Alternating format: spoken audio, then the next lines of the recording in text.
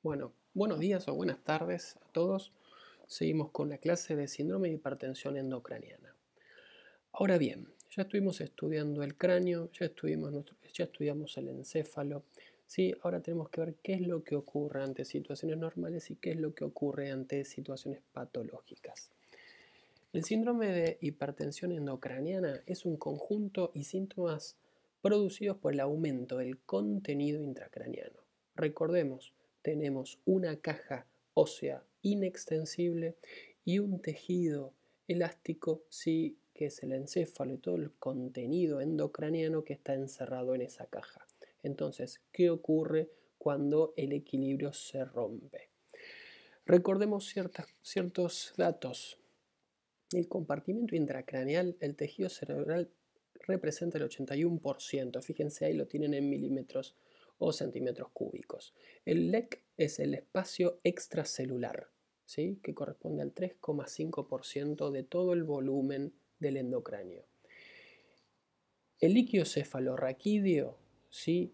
Representa el 7,5%. Fíjense, 150 mililitros de sangre dentro del cráneo aproximadamente continuamente en circulación.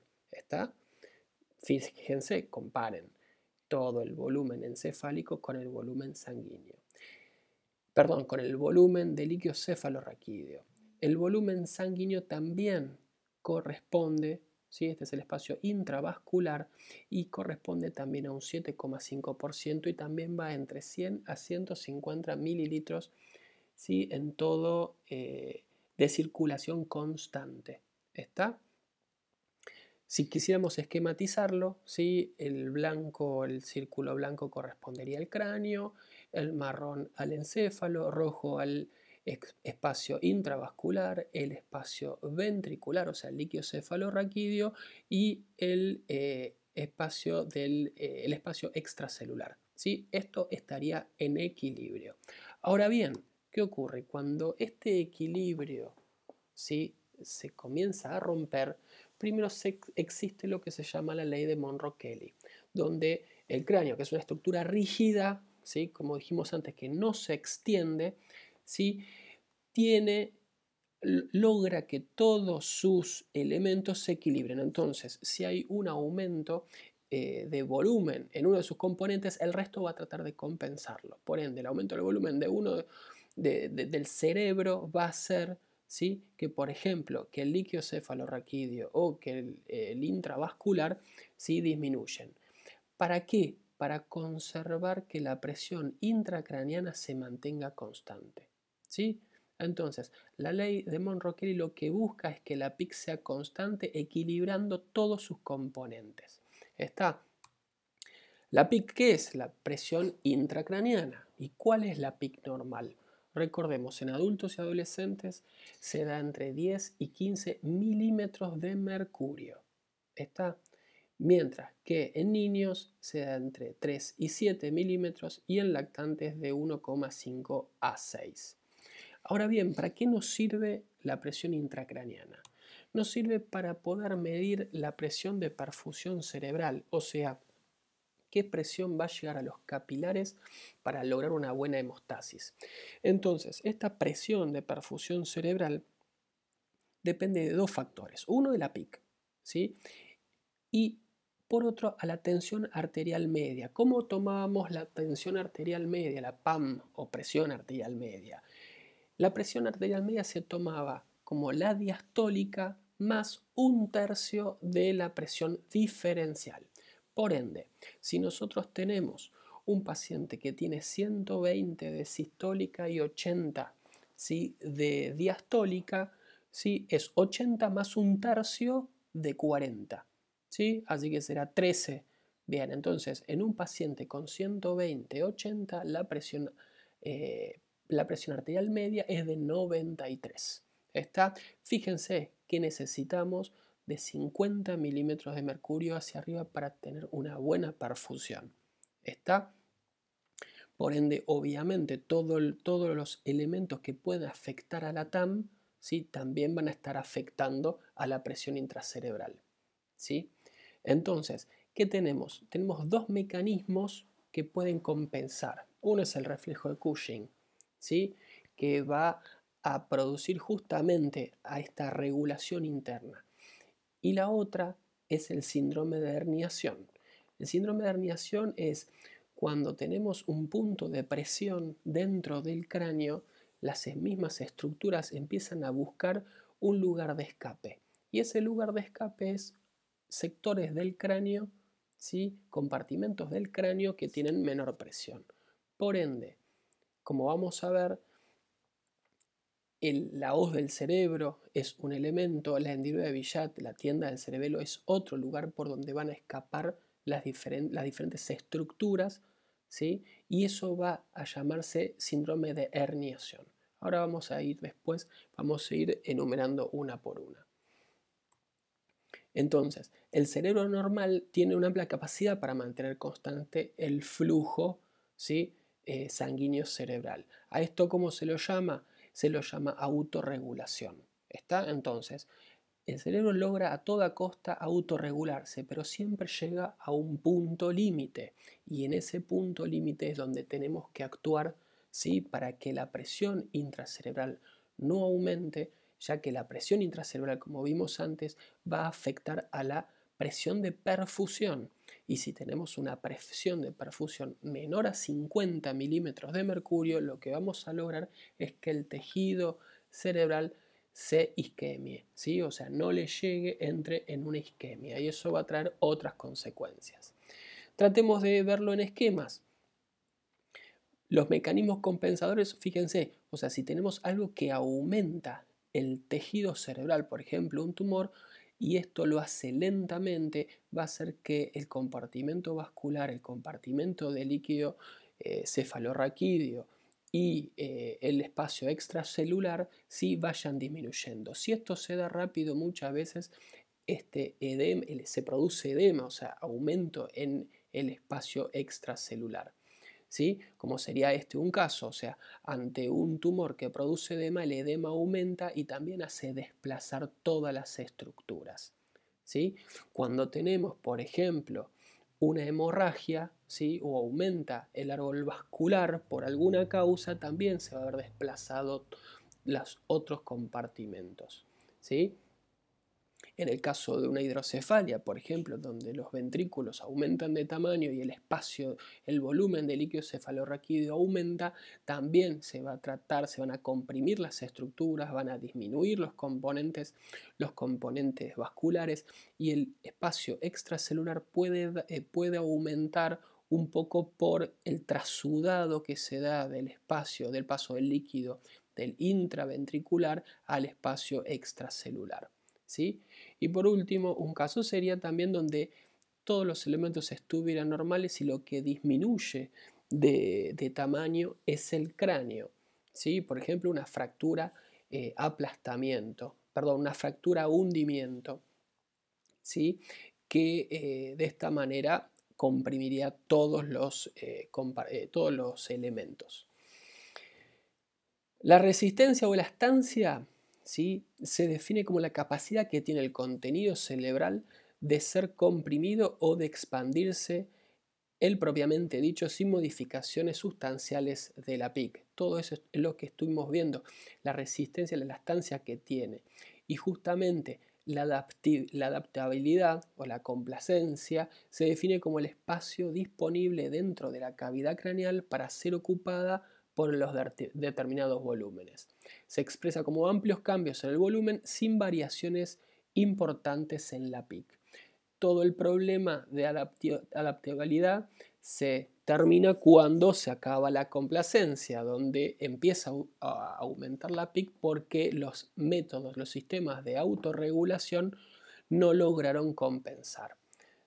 Entonces, ahí se da, cuando se pierdan todos los mecanismos de autorregulación, se da la respuesta presora de Cushing, donde hay una respuesta vasopresora, un aumento de la presión arterial para mantener la presión de perfusión. O sea, aumenta la PIC, ¿sí? Y a través de los sensores de presión que tenemos en el resto del árbol vascular, ¿sí? A través de liberación de catecolaminas aumenta, la presión arterial para lograr que la PPC aumente, ¿sí?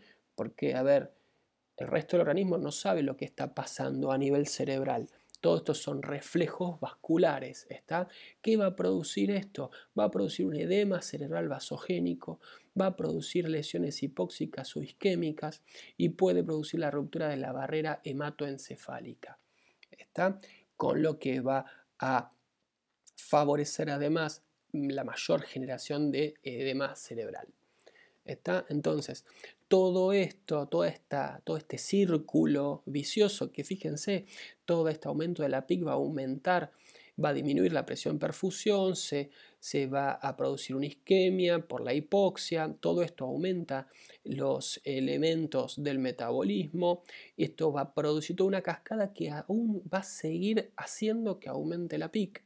Entonces, estamos en un círculo vicioso cuando se rompe esta autorregulación, y es por eso que nosotros tenemos que meter mano para poder resolver esto. Justamente va a haber, gracias a todo esto, va a haber una disminución del nivel de conciencia con la tríada de Cushing, que es cefalea, vómitos y edema papilar, ¿sí? Y todo esto va a ir produciendo el famoso deterioro rostro-caudal, ¿sí? Rostro desde cara y caudal de todas las estructuras caudales. Entonces va a haber reflejo de descerebración, de decorticación y disminución de la reacción pupilar y alteraciones de patrón respiratorio. ¿Está? ¿Cuáles son las causas que producen una hipertensión endocraniana?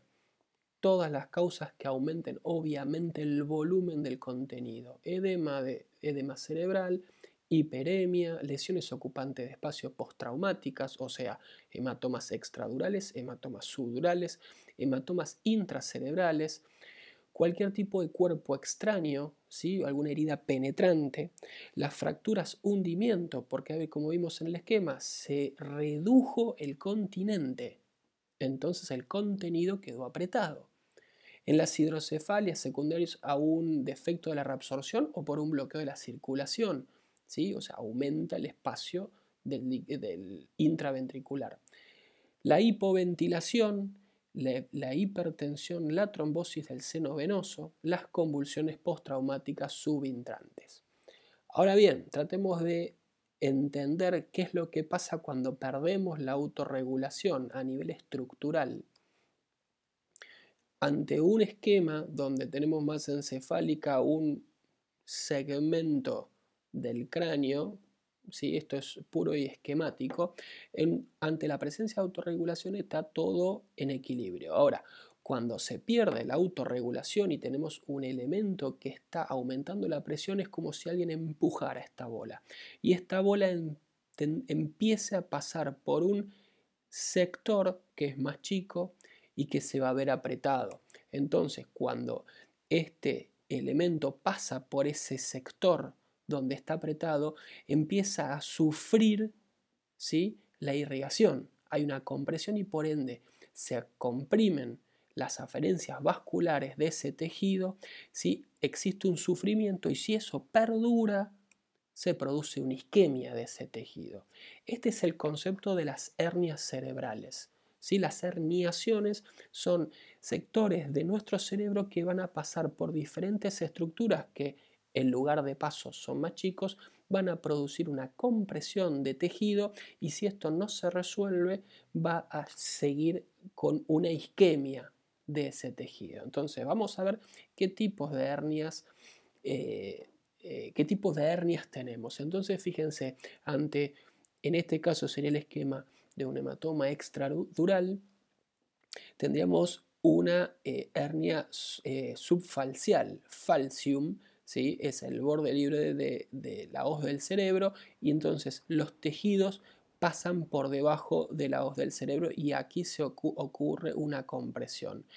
La hernia del uncus es cuando la parte interna del lóbulo temporal aprieta el mesencéfalo y tiende a bajar, ¿sí?, por el borde libre del tentorio. Entonces fíjense cómo el tentorio y la hoz del cerebro, que son estructuras normales, se vuelven agresoras de nuestro tejido cerebral ante diferentes circunstancias. O sea, por un lado tenemos, obviamente, este es el agresor primario y el agresor secundario son los bordes libres del tentorio y de la hoz del cerebro. Entonces, dependiendo de dónde esté la compresión, vamos a tener una hernia que desciende el uncus, o incluso vamos a tener una hernia central transtentorial, o sea, tejido del diencéfalo que tiende a bajar, como así si tuviéramos una compresión en la fosa posterior, podríamos tener dos vías de escape. Una, la hendidura de Billat, ¿sí? Que sería una hernia transtentorial ascendente, como también una hernia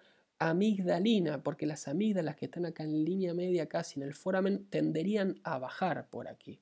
¿Está? Entonces, esas son las herniaciones. Y por último, si tuviéramos un defecto en la calota, si en el cráneo, también podríamos tener una herniación del tejido hacia afuera. ¿Está? Entonces, vamos a ir viendo una por una. En la hernia central o transtentorial, como dice bien acá el texto, vamos a tener una protrusión del parénquima cerebral, ¿sí? En la hendidura de Billat y o justamente donde va a comprimir con la tienda del cerebelo, ¿sí? Y acá están las estructuras que se pueden comprimir: el diencéfalo, el mesencéfalo, protuberancia y bulbo. El cuadro clínico, ¿sí? Es justamente todo el deterioro rostrocaudal. Y en la charla de coma vamos a ir viendo, vamos a hacer más hincapié en la clínica, ¿sí? Y en todo lo que produce todo este tipo de herniaciones y de aumento cuando se da la hipertensión endocraniana, y vamos a ver qué manifestaciones se dan tanto en las pupilas, la respiración, los reflejos motores. ¿Está? Entonces acá nos vamos a concentrar principalmente en entender cómo son esas hernias, ¿sí? Puntualmente.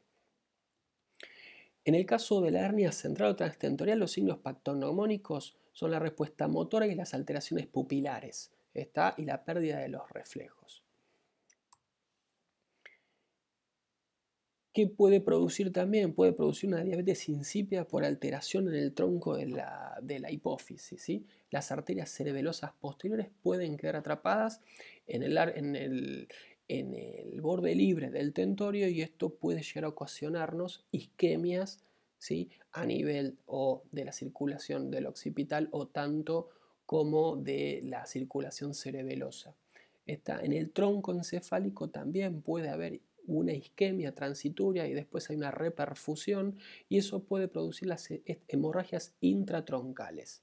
Esto realmente es difícil de ver, o sea, porque a veces no se llega al paciente que está cursando una hernia, muchas veces está muy crítico y no se llega a ver la tomografía, y cuando se hace la tomografía ya es muy tarde. ¿Sí? La evolución de estos casos son muy rápidas y hay que actuar rápidamente. Fíjense acá en una imagen, el tronco con las cisternas que veíamos peritroncales cuando hacíamos la charla de anatomía. Fíjense que yo les decía que tiene que haber espacio, esto es el mesencéfalo lo que estoy marcando, las cisternas peritroncales no están. También tenemos acá, comparte esta foto también, una hernia uncal que se ve así, pero fíjense aquí cómo un hematoma sudural está corriendo y desplazando, ¿sí? Toda la masa encefálica. A todo esto se le agrega el edema que se genera. Fíjense acá todo este edema, esto también tranquilamente se podría transformar luego en una isquemia. ¿Está? Bien. La hernia del uncus, como vimos en la tomografía previa, se va a producir con el uncus, con el borde interno, ¿sí? Con la estructura interna del lóbulo temporal hacia medial, y va a comprimir, ¿sí? El tronco del mesencéfalo. Ahora, antes de hacer la compresión del tronco del mesencéfalo, se lleva puesto al tercer par. Este tercer par va a producir una anisocoria y un deterioro. El deterioro neurológico va a estar dado, sí, por la compresión del tronco, pero por ahí la primera manifestación que vamos a ver es la compresión del tercer par. En el 90% de los casos va a ser ipsilateral la midriasis, porque obviamente hay una compresión del tercero. ¿Y cómo se va a manifestar? El tercero lo que llevaba son las fibras las fibras parasimpáticas, que las fibras parasimpáticas lo que logran es una miosis. Ahora, si ese tercer par está comprimido, ¿sí? Está lesionado, esas fibras parasimpáticas no llegan y por ende lo que se da es una midriasis. ¿Está? Entonces, cuando se da la compresión de ese nervio, se produce una midriasis de ese mismo lado. ¿Está? Entonces, este signo en la hernia del uncus es localizadora. ¿Sí? Significa que nosotros, cuando vemos esa midriasis, el 90% de los casos es que estamos teniendo una compresión en el lóbulo temporal de ese lado. ¿Está? Cuando esto comienza, ¿sí? Se da en principio una irritación primero del nervio y puede darse solo una midriasis. ¿Está? Luego se puede dar, con el aumento de esa compresión, empieza a fallar la motilidad del ojo. Primero la motilidad del iris, o sea, primero se puede dar, como dice, una midriasis reactiva y luego pasar a ser una midriasis arreactiva. Para terminar, cuando empeora todo el cuadro, con una parálisis de la musculatura extrínseca del globo ocular. Por ende, el ojo se va a mirar hacia afuera. Eso sería una parálisis total. A eso se le agregaría, si tiene una ptosis palpebral de ese mismo ojo, ahí tendríamos un tercer par completo. ¿Sí? El fenómeno de Cornohan es cuando la compresión del temporal hacia el mesencéfalo hace que el mesencéfalo choque con el borde libre del tentorio del otro lado. Este efecto yo se los mostré cuando vimos los cortes, los preparados anatómicos. ¿Sí? Eso se llama efecto de Kernohan. ¿Por qué? Porque la parálisis motora que se va a dar, ¿sí? Va a ser ipsilateral a la lesión. ¿Está? ¿Por qué? Porque como no se decusó la vía motora, ¿sí? Y el mesencéfalo que se está lesionando es contralateral a la lesión que está originando todo esto, se decusa, entonces termina siendo que la lesión motora es ipsilateral al hematoma temporal que estamos viendo. ¿Sí? ¿Qué puede ocurrir también? Una compresión vascular de la arteria cerebral posterior y de la arteria coroide anterior. Todo esto va a traer síntomas visuales y todo esto también va a traer síntomas motores, porque la arteria coroidea anterior va a estar afectando en ganglios basales y cápsula interna. También se puede dar las hemorragias de Duret, que los vimos que son las hemorragias intramesencefálicas, y se puede producir también ruptura de venas y de arterias luego de la deformación del tronco. ¿Está? Acá lo que podemos ver es justamente el esquema, ¿sí? Y vamos a ver algunas tomografías para poder ver cómo se desplazan las estructuras. ¿Sí? Fíjense en un gran hematoma desplazando y produciendo también, por un lado, la hernia subfalcial, ¿sí? Pero también a nivel, fíjense, más bajo, como el mesencéfalo. Acá ¿cómo se llama? Comprimiendo, el temporal está comprimiendo el mesencéfalo. Acá por ahí lo podemos ver un poco más claro. Fíjense, este es el mesencéfalo, cómo está desplazado por el hematoma, y este es el borde interno del temporal. Acá tenemos también otra imagen, entonces cómo se va corriendo el mesencéfalo. Y acá, en un corte mucho más bajo, sería donde se corta, donde se comprime el mesencéfalo con el borde libre del tentorio. Acá en una tomografía también podemos, no es el corte exacto, pero cómo se desplazan todas las estructuras. En la hernia subfalcial lo que va a suceder es que toda la cara interna, ¿sí? Toda la configuración interna de los dos hemisferios, ¿sí? Que están en contacto con la hoz, uno de ellos va a tratar de pasar por el borde inferior del borde de la hoz del cerebro. ¿Qué estructuras son? Principalmente el cíngulo, ¿sí? La circunvolución del cíngulo es la que va a pasar para el otro lado cuando tiene una compresión de su lado. Entonces esto, obviamente, la clínica va a ser muy inespecífica, porque nadie va a estar poniéndose a evaluar las funciones mentales superiores cuando tenemos una alteración de la conciencia. ¿Está? ¿Y cuál va a ser la complicación más importante? Que si esta situación no se revierte a tiempo, va a haber una compresión de las arterias celulares anteriores. Esto también lo vimos en los esquemas anatómicos y yo les mostré las arterias calloso y pericallosa, cómo se relacionaban con el borde libre, ¿sí? del tentorio, perdón, no del tentorio, de la hoz del cerebro. Entonces, todo eso, ¿sí? va a ser comprimido y si no se descomprime a tiempo, todo el territorio que esté más allá de esa compresión se va a pasar a isquemiarse. ¿Sí? Va a ser un infarto del territorio que va a irrigar, que generalmente va a inervar o va a dar la motricidad de las piernas. Este sería el esquema, ¿sí? Una compresión alta y todo el tejido pasa por debajo de la hoz del cerebro. Este es el cíngulo y va a estar comprimido. Y a esta altura están las arterias calloso y pericallosas. ¿Sí? Entonces acá, fíjense, la línea media está desplazada. Ahora vamos a hablar de todo eso. ¿Sí? Pero grandes hematomas, grandes tumores comprimiendo. ¿Sí? Acá tenemos otro caso y fíjense, todas estas son estructuras del lóbulo derecho que están pasando por debajo de la hoz del cerebro. ¿Sí? Cuando nosotros tenemos desplazada la línea media, ya estamos en presencia de una hernia subfalcial.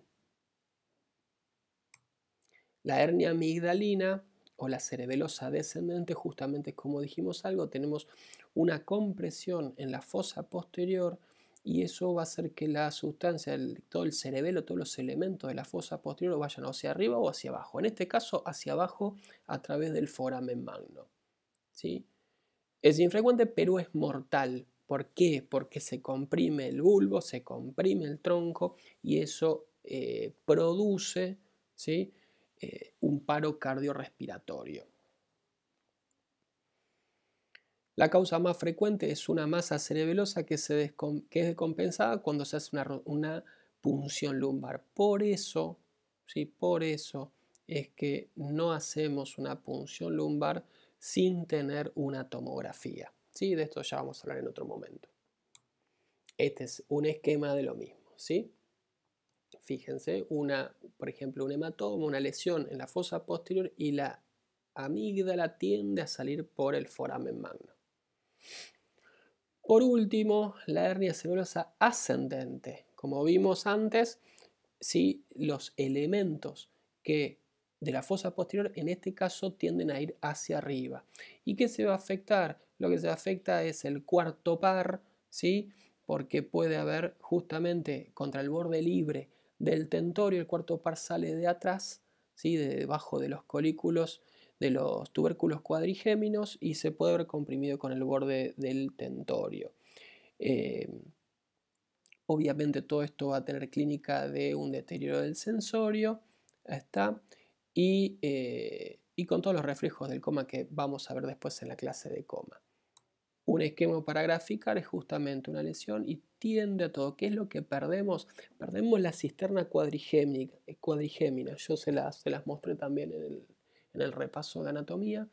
¿Sí? Se pierde esa cisterna, entonces hay que empezar a sospechar cuando vemos los cortes axiales que tenemos algo en fosa posterior. De todas maneras, a ver, como les digo siempre, estamos viendo todo un estudio, una tomografía, y como empiezan desde abajo, ¿sí? Ustedes primero van a ver seguramente el cuarto ventrículo comprimido, desplazado, y por último van a poder evaluar esa cisterna. Evaluando esa cisterna, ¿sí? Podemos pensar que si el paciente está despierto, le queda muy poco tiempo en entrar en coma porque esa hernia ascendente va a comprimir el tronco y le va a producir una alteración del sensorio. ¿Sí? Ahora bien, ¿sí? Acá hemos visto tomografías, vimos todo. Ahora, ¿cómo medir tomográficamente la hipertensión endocraniana? Resulta que hubo un muchacho llamado Marshall que hace unos años se hizo un estudio en 5.000 casos, ¿sí? Donde se puso a evaluar las imágenes tomográficas, ¿sí? Y sacó esta clasificación, que es pura y exclusivamente de trauma. Pero ¿qué pasa? Esto después lo fuimos usando en todas las patologías que están relacionadas con el síndrome de hipertensión endocraniana. Entonces, ¿cuál es esta clasificación? La dividió en dos grupos. La dividió en lesiones difusas y lesiones focales. Vamos a empezar por abajo. Las lesiones focales, ¿sí? Pueden ser evacuadas o no evacuadas, ¿sí? Significa que fueron operadas, que están operadas o no operadas, pero que estas lesiones son lesiones hiperdensas o mixtas mayores a 25 mililitros, ¿sí? Mientras que las lesiones difusas, ¿sí? Las dividió en 4 grados. El grado 1, la lesión difusa tipo 1, es un TAC sin patología visible. La lesión difusa tipo 2 tiene un desplazamiento de la línea media igual o menor a 5 milímetros y puede haber cuerpos extraños o esquirlas óseas que pueden ser lesiones hiperdensas o mixtas de un volumen menor a 25 mililitros. O sea, la diferencia entre una lesión difusa y una lesión focal es el volumen de 25 mililitros. Si es mayor, ya pasa a ser una lesión focal. Si es menor, pasa a ser una lesión difusa. ¿Quedó claro este punto? Bien. Y volvemos a ver acá que en lesión difusa tipo 2, ¿sí? La línea media es igual o menor a 5 milímetros el desplazamiento. ¿Está? Bien. Ahora, en el grado 3, lo que cambia es que las cisternas perimesencefálicas están ausentes, ¿sí? Esa es la diferencia, porque, a ver, sigue habiendo una lesión que pueda ser menor de 25 mililitros y la desviación de línea media no llega a alcanzar los 5 mililitros, los 5 milímetros. O sea, es un grado 2, pero se agrega que las cisternas perimesencefálicas están ausentes, ¿sí? Ausentes o comprimidas, a eso se refiere. Mientras que en el 4.º grado el desplazamiento de la línea media es mayor de 5 milímetros. ¿Está? Entonces, todo esto en este estudio, él fue viendo que el pronóstico en base a esta clasificación iba cambiando. ¿Está claro? Entonces, veamos cómo se mide. Entonces, ¿dónde está la línea media? La línea media está entre la cresta frontal interna y la cresta occipital interna. De ahí se traza una línea. Como les dice la recomendación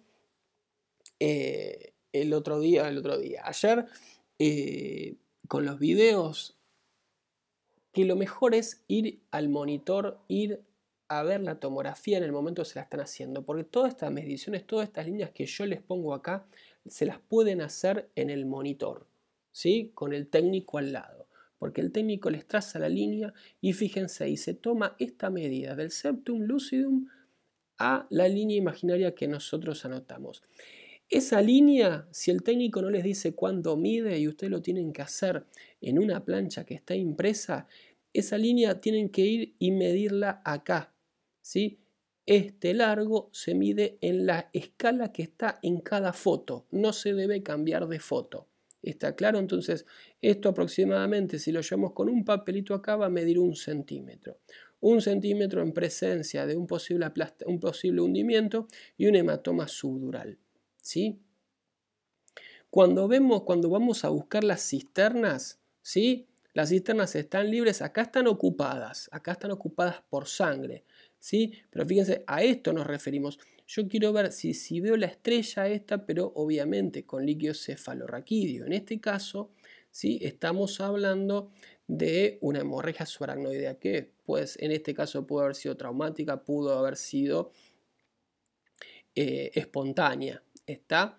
Pero cuando vamos a buscar las cisternas buscamos esto y buscamos la estrella, ¿está? Fíjense que si la vamos a buscar acá, ahí está presente, ¿ven? Esto está acá, esta es la cisterna cuadrigémina que yo les hablaba antes en la hernia transtentorial ascendente. O sea, si yo tengo un tumor en fosa posterior y yo veo la cisterna así, todavía me quedo tranquilo, lo sigo estudiando, pero es muy diferente que tenerla borrada. También vemos, fíjense, buscamos las cisternas peritroncales y acá está la protuberancia, entonces yo busco acá si hay espacio. ¿Está claro? Entonces veamos qué pasa cuando, fíjense acá, no se ve. Tengo lámina cuadrilátera, yo tengo que tener acá el mesencéfalo, no veo ninguna cisterna. Fíjense, de un lado veo la cisterna, perdón, de un lado veo la cisterna, del otro no. ¿Está? Entonces, esto mínimamente ya pasa a ser un LED 3, lesión encefálica difusa, grado 3. ¿Está claro? Hay otro factor que agregamos que son los surcos. ¿Sí? Si los surcos son visibles o no. Acá tenemos una hemorragia subaracnoidea que puede ser traumática. En este caso no se ve bien, pero también se ve hemorragia subaracnoidea. Fíjense, se ven los surcos acá. ¿Está? Entonces, esto es otro factor para quedarnos tranquilos. Yo veo los surcos, veo una línea media en su lugar. Si en el resto de las fotos vi las cisternas, me puedo quedar tranquilo. Si este paciente está en coma, ¿sí? No es por una hipertensión endocraneana. ¿Está? Ustedes con estos 3 parámetros hoy empiezan a saber ver una tomografía y saber qué es grave y qué es no. ¿Está claro? Fíjense, esta tomografía tiene un trauma. Acá hay un chichón, pero acá la línea media está conservada y tengo surcos visibles. ¿Sí? Si en este mismo estudio yo tengo que las cisternas no están comprimidas, me quedo tranquilo. Podemos tener los surcos que estén atróficos. ¿Está claro? Fíjense, esto es una atrofia. ¿Está? Pero fíjense, todo eso es espacio. ¿Está? Entonces, ¿alguien me puede decir que acá hay una hipertensión endocraniana? No, a lo sumo hay una hipotensión. ¿Está? Entonces, ¿dónde se van a terminar dando estos ejemplos? Fracturas de cráneo, fracturas hundimiento. Fíjense todo lo hundido, lo abierto que está ahí. ¿Está? Fíjense la fractura de cráneo. Estos pacientes terminan en craniectomías descompresivas, o sea, sacar hueso de todo esto. La cara está allá, el occipital está acá. Este es el músculo temporal que se desinsertó del temporal. Fíjense qué fractura grande. ¿Está? Y este trazo, fíjense, cruza la línea media, que la línea media está por acá. Así que tenemos que pensar en una lesión, ¿sí?, del seno longitudinal superior. ¿Está? Estos pacientes terminan con una craniectomía grande que después, cuando estos pacientes sobreviven, se les realiza la cranioplastía. Esto es un molde hecho a medida, ¿sí?, de un plástico que se manda a imprimir en una impresora 3D, se lo fija con unas mini placas y él vuelve a tener la protección, ¿sí?, del cráneo. ¿Está? Cosas pocas vistas, una fractura del peñasco bilateral. Esto es de muy mal pronóstico, ¿sí?, y es sinónimo de lesión grave y pronóstico ominoso. Bueno, continuamos con la clase de coma, así que espero que les haya sido claro. Cualquier cosa recuerden que todas las dudas de los temas las tienen que hacer a través de los mails, ¿sí? Y dejen el chat del WhatsApp para información que nosotros les podamos brindar, ¿sí? Muy bien, hasta luego.